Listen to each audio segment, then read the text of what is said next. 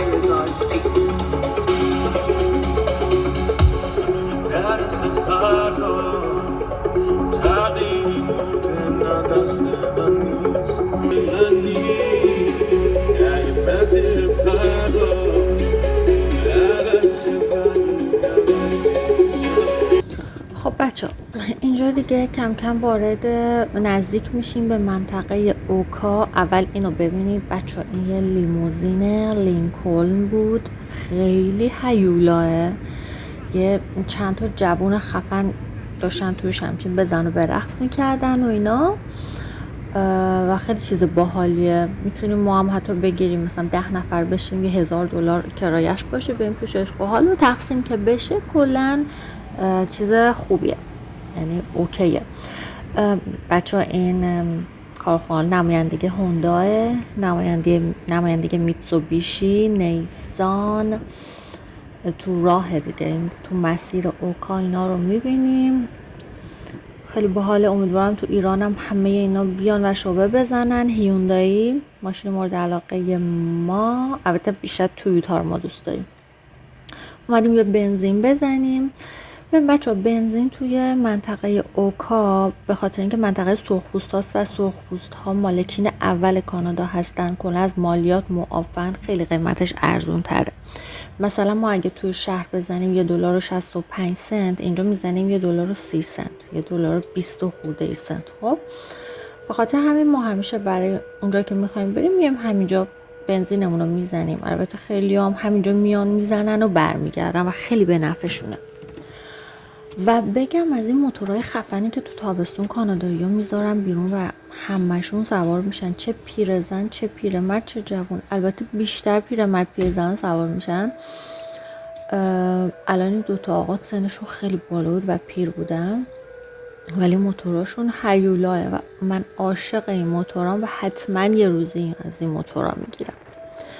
اینجا بچه ها مزارع سیبه که به فصلش بشه آفر میذارن که بیاین بچینین و اینا و یه پولی میدی میری خودت سبد سیب میچینی. که البته یه سری آلبالو چینی بود که رفتیم ولی نتونستم براتون ویدیو بگیرم. این هم از جاده زیبایی که بچه ببینید چقدر خوشگله. واقعا این منطقه خوشگله، اصلا یه خیلی بکره. حالا کم کم میبینین فروشگاه ها همه شروع میشه، فروشگاه های دخانیات، سیگار رو از اونایی که تو رول میپیچن تو ایران که خیلی استفاده میکنن و جوونا و خیلی بده، و قارچ و مارشمالو و اینا همه چی به راحتی اینجا میتونی بیای تهیه کنی و آزاده. ولی فیلم گرفتن تو فروشگاه ها ممنوعه. حالا من اون فروشگاه کوچولویی که خودمون میریم ازش سیگار میخریم در حد خیلی کوتاه فیلم ازش گرفتم، ولی یه روزی با یه دوربین مجهز میرم از تو این فروشگاه خفنش براتون فیلم میگیرم. خیلی باحاله، خیلی باحاله. ببینید این شاپینگ های کوچولو که میبینیم مثلا از بیرون دیده نمیشه چیه، ولی مثلا توش یه جای خیلی خوشگل و دنج و باحالیه و فروشگاه خفنی هن که انقدر زیاده نمیشه واقعا همه را و هی باید بری تو پارکینگ در بیای تو جاده، خیلی خطرناک. و من فقط حال و هواشو براتون میگیرم، فضاشو براتون میگیرم که لذت ببرین. یه روز دوباره میرم، دوباره دیگه داریم وارد پاییز میشیم. اینجا بازم خیلی خوشگل میشه، زمستونش خیلی خوشگله. تمام فصل رو سعی میکنم که هر سری میریم سیگار بگیریم براتون یه ولاگ خوشگل بگیرم. بچه حالا یه جاهایی که تابلوهای بزرگ میبینین تو فروشگاه ها قشنگ زده که مثلا اون داستانی که تو رول میپیچن اینجا میتونید بخرید. هر جا رسیدید یه پاز بکنید روی اون تابلوها رو قشنگ میتونید بخونین. اینجا دست چپ یه ورودیه که یه اسکلتوریه. حالا موقع برگشت برمیگردم و میریم توش، بهتون نشون میدم که چقدر خوشگله و دوست دارم که خودتون رو تو این فضای خوشگل تصور کنید. اگه کسایی که هنوز تو ایرانن و دوست دارن بیان اینجا، خیلی خوبه که خودتون رو تو اون منطقه که دوست دارین تصور کنین و یه روزی میشه که واقعا میرین اونجا وای میستین. اینو واقعا ته قلب میگم، چون خودم من واقعا تأثیرش رو تو زندگیم دیدم. تابلوی محل عبور گوزن‌ها بود که البته ما هنوز تا حالا اینجا گوزن ندیدیم. موتورهای خفنم که همش تو جاده هستن تابستون. زمستون که اصلا به هیچ عنوان بیرون نمیام، ولی تابستون خانمای 70 ساله هم حتی سواره موتورها میشن و خیلی باحالن. بچه فروشگاه ها رو میبینید، اینا همشون میتونی وایسین و ببینین چی میفروشن، همون چیزی که دوست دارین. الان این تابلو خیلی باحال بود که برای مواد مخدر بود. این تابلوها، اینا همه تبلیغات فروشگاه هاشونه دیگه. و ببینین چه منطقه آمریکایی توری با اون کاجای خوشگل کانادا. ببینید این تابلوها رو میبینید.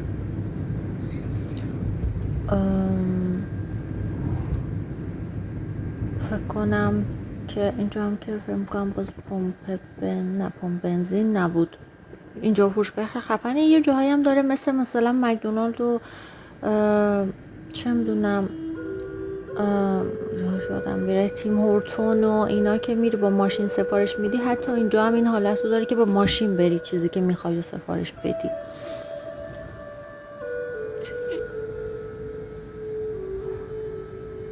بچه از قیمت سیگار باید بهتون بگم که مثلا ما میگم چون سرخپوستا مالیات ندارن، مالیات اصلا نمیدن، قیمت سیگار خیلی پایین تر از سیگارایی که توی شهر فروخته میشه. توی شهر مثلا یه دونه پاکت مثلا مارلبورو مثلا بخوای بخری، یه دونه پاکتش 12-13 $، ولی اینجا هر یه پاکت سیگاری که اون سیگاری که ما میخریم و خیلی خوبه به اسم ببه، حالا توی فروشگاه بهتون نشون میدم، پاکتی $3 در میاد. خب ما یه باکس میخریم مثلا $30، اول $25 بود، الان کرده $30 میخریم و هر پاکتش $3 در میاد و خیلی به صرفه تره ولی خیلی سنگینه. بچه اینجا وارد فروشگاه میشیم. بیلی ریز. حالا اینجا من خیلی نمیتونم گوشی رو اوکی بگیرم چون که دوست ندارم، اصلا نمیذارن ویدیو بگیرید. این سیگاری که میبینید طلای سفید ببه که سیگار معروفیه و ما همیشه اینو میخریم. سرم اینجا محصولاتشه که دیگه نتونستم فیلم بگیرم ببخشید، ولی حتما براتون میگیرم. ما حدود $100 ازشون خرید کردیم و همیشه به همون اشانتیون نوشیدنی میدن، هر چی که بخوای، کوکا بخوای، فانتا بخوای، هر چی که بخوای و تو یخچال در میان بهتون میدن و خیلی هم خوشحال ازت تشکر میکنن. اشانتیون میدن دیگه. $100 خیلی زیاده واسه سیگار. بچه در راه برگشت اومدیم کنار یه دریاچه، گفتیم یه ذره دریاچه رو ببینید، یه ذره لذت ببرین از زیباییاش. اینجا قبل از اون اسکله است که رفتیم. حالا بعد اینجا هم میریم اسکله که خیلی خوشگله تو منطقه اوکا و میتونیم ببینیم که چجوری مردم میان اونجا ریلکس میکنن.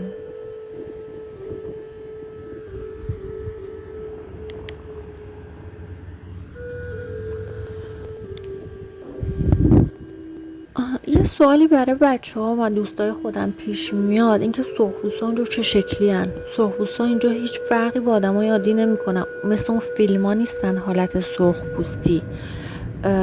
تیپاشون اسپورت، فقط تک و توک بینشون این مومشکی های لختی که فرق از وسط وا میکنن دون بسته میکنن هست، ولی تیپاشون همه مدرنه، اصلا حالت سرخپوست نیستن. اصلا نمیتونم تشخیص بدم که چجوری کدومشون سرخپوسته یا کدوم نه. تابستون توی جاده همیشه پر کمپره، همشون در حال مسافرتن و کمپرهای مختلف. انا ماشین جلوی ما کمپر بود دیدین و یکی از هدفهای من اینه که حتما تا چند سال دیگه یک کمپر خفن بخرم اینجا تا بتونم برم راحت مسافرت های خوب کمپ کنم. و حالا اینجا دست راست که میریم داخل همون اسکلت که الان وارد میشیم و بهتون نشون میدم که اینجا چقدر خوشگله.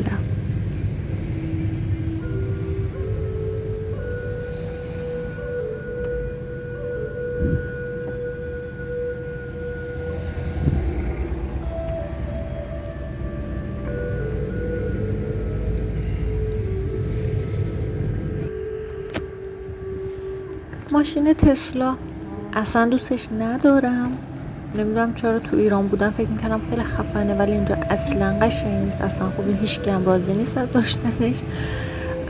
من تسلا فقط سایبر تراک رو دوست دارم. بچه دو سه تا موتور خفن اینجا بود، گفتم بهتون نشون بدم. اینا هم قیمت یه ماشین خفنن، فکر نکنید قیمتاش پایینه، ولی من از اونجایی که اصلا قیمت اینا رو نمیدونم و خب دخترم یه چیز طبیعیه و آقایون خیلی بهترین چیزا رو میدونن، فقط قیافشون رو دوست دارم.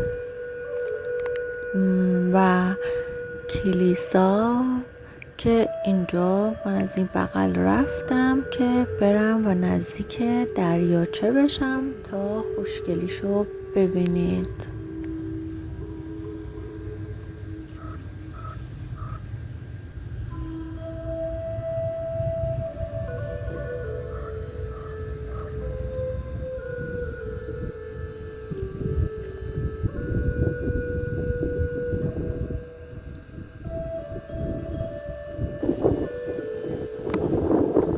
پرچم کانادا و کبک کنار هم دیدین.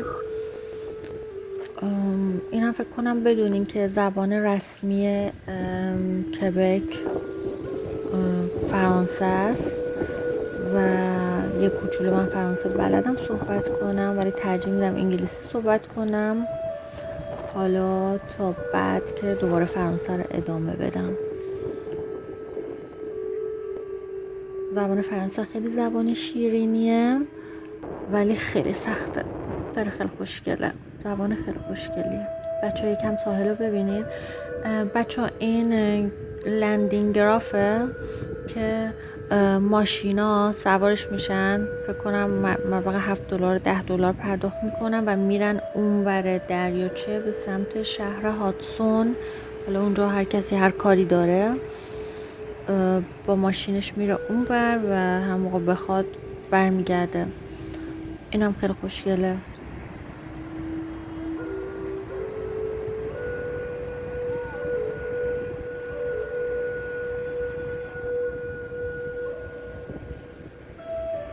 فقط یکم باد اینجا زیاد بود و صدای بادو میشنوین، ولی خب اینم قشنگه، صدای بادم قشنگه. حتی